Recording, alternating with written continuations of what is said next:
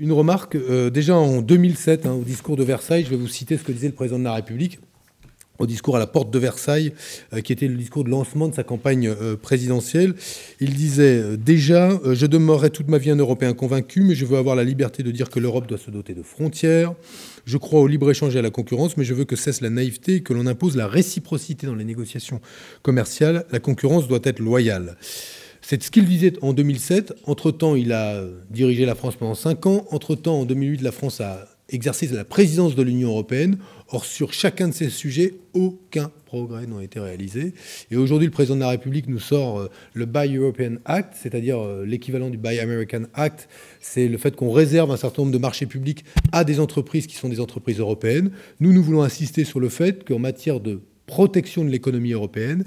Ce n'est pas le Buy European Act qui figure dans le programme du Parti socialiste européen qui est seulement important. On est content qu'ils viennent reprendre une proposition historique des socialistes européens, mais que le plus important aujourd'hui, c'est de lutter contre ces pays qui réduisent délibérément les coûts de production pour envahir, ou en tout cas permettre à leurs biens et à leurs marchandises d'envahir le marché européen, qui est un marché juteux, puisqu'il y a beaucoup de consommateurs. Ce sont les pays qui pratiquent la concurrence déloyale, le dumping fiscal, le dumping environnemental, le dumping social, et contre lesquels aujourd'hui il faut pouvoir lutter pour protéger nos entreprises, protéger nos usines et protéger nos emplois. Or, dans ce domaine-là, zéro proposition du président de la République, là où je vous renvoie au projet de François Hollande. François Hollande pose la question du juste échange, c'est-à-dire les conditions dans lesquelles nous pourrions protéger notre marché contre l'intrusion d'un certain nombre de biens et de marchandises sur notre territoire fabriqués dans des conditions de dumping social et de dumping environnemental inacceptables.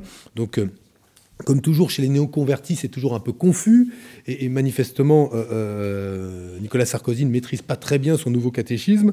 Mais ce que je veux insister sur le fait que ce Buy European Act est une proposition historique des socialistes européens, reprise là opportunément, ou de manière opportuniste, par Nicolas Sarkozy, mais qui ne fera pas oublier que pendant 5 ans, il a eu des occasions de mettre en œuvre ce projet-là. Il a eu des occasions de renverser la table, il a eu des occasions de faire bouger les lignes, mais il ne l'a jamais fait.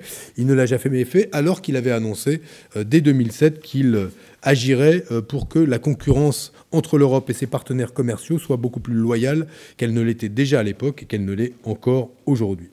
Sur Schengen, on a la poursuite de ce qu'est l'obsession Guéant, Sarkozy, Fillon et UMP de l'immigration, puisque l'objectif de la droite aujourd'hui est d'expliquer que, outre les 35 heures, les responsables de tous les problèmes des Français sont les immigrés sur notre territoire et les immigrés qui voudraient venir sur notre territoire, et que se répète systématiquement dans tous les discours du président de la République la volonté et de maîtriser les flux migratoires et de renvoyer les étrangers qui sont ici chez eux et de leur poser de nouvelles conditions à leur intégration mais les plaçant de facto comme les boucs émissaires de tous les maux de la société française.